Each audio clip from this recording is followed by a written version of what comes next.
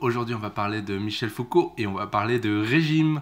Donc, et pour ça, on va se baser sur le concept de gouvernance, gouverner, qui est très important dans la pensée de Michel Foucault. Alors, pourquoi j'ai choisi le régime? Parce que c'est un exemple extrêmement concret de ce que veut dire gouverner pour Michel Foucault. Alors, je ne vais pas rentrer dans tous les détails du concept de gouvernance chez Michel Foucault, mais je pense que ça peut être un bon point d'entrée pour comprendre ce qu'il veut dire. Alors, Michel Foucault a écrit un livre qui s'appelle Surveiller et punir, qui explique qu'en fait, le pouvoir utilise la discipline pour forcer les individus à se plier, à obéir en fait au pouvoir.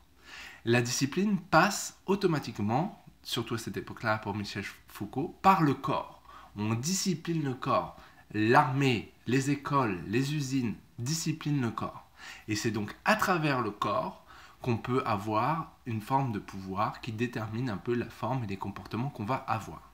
Bien sûr, sa pensée va évoluer et va montrer que le pouvoir n'est pas forcément imposé aux individus, mais que parfois les individus, par effet d'imitation, pour être acceptés dans une culture, vont eux-mêmes s'autodiscipliner.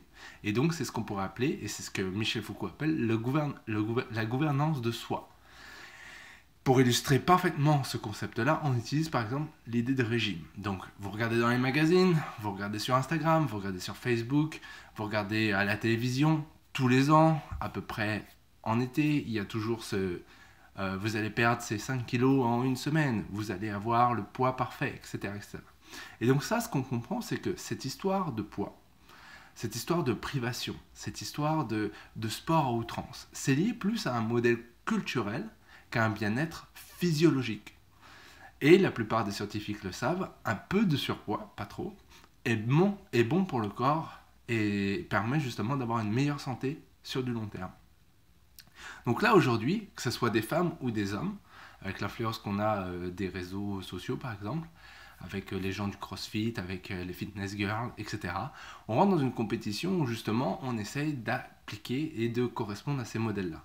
Et donc les gens se forcent eux-mêmes, s'autodisciplinent. Il n'y a personne qui débarque chez toi pour te fouetter et te dire « perds du poids », tu le fais toi-même.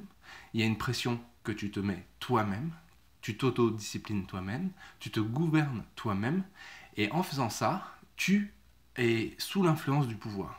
Et finalement, c'est la culture qui te domine à travers cette autodiscipline.